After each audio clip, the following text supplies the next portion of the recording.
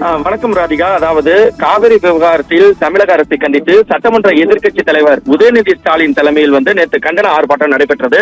இந்த ஆர்ப்பாட்டத்தில் தமிழக முதலமைச்சர் விஜய் குறித்து உதயநிதி ஸ்டாலின் பேசிய கருத்து மிகப்பெரிய சர்ச்சையை ஏற்படுத்தியுள்ளது.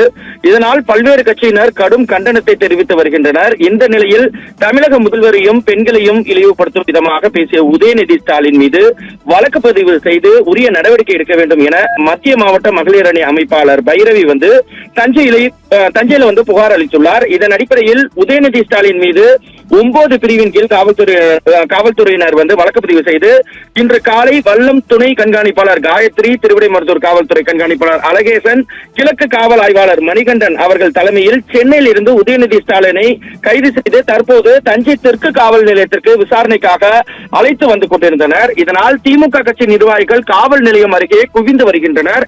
இவர்கள் பொய் வழக்கு போடாதே என கோஷமிட்டு தற்போது ஆர்ப்பாட்டத்தில் ஈடுபட்டு வருகின்றனர்.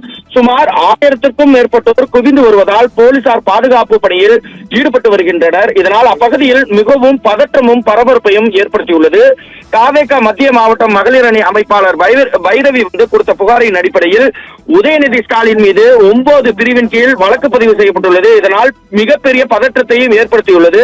இன்னும் சற்று நேரத்தில் தஞ்சை தெற்கு காவல் நிலையத்தில் எதிர்க்கட்சி தலைவர் உதயநிதி ஸ்டாலின் ஆஜர்படுத்த உள்ள நிலையில் தற்போது திமுக நிர்வாகிகள் அனைவரும் கூட்டமாக குவிந்து வருவதால் இங்கு பதட்டமான சூழ்நிலை ஏற்பட்ட காரணத்தினால் மீண்டும் செங்கிப்பட்டி காவல் நிலையத்திற்கு உதயநிதி ஸ்டாலினை அழைத்து சென்றனர். இதற்கு எதிர்க்கட்சி தலைவர் உதயநிதி ஸ்டாலின் மறுப்பு தெரிவித்துள்ளார்.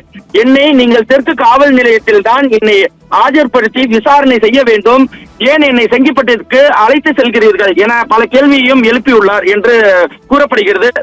மேலும் இங்க தெற்கு காவல் நிலையத்தில் பாத்தீங்கன்னா திமுக நிர்வாகிகள் விஜயுடைய உருவப்பொம்மையை எரித்து ஆர்ப்பாட்டத்திலும் போராட்டத்திலும் ஈடுபட்டதால் மிகப்பெரிய பரபரப்பையும் பதட்டத்தையும் ஏற்படுத்தியுள்ளது.